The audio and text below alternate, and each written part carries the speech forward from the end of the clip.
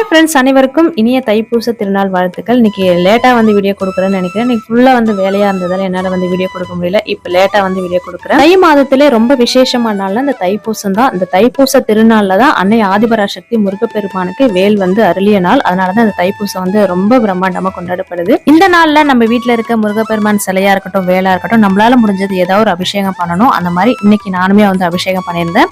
சிம்பிளா அபிஷேகம் பண்ணுவேன். இன்னைக்கு ரொம்ப முருகப்பெருமான் உகந்த நாள்னு சொல்லிட்டு ஒரு 7 அபிஷேகம் பண்ணியிருந்தேன்.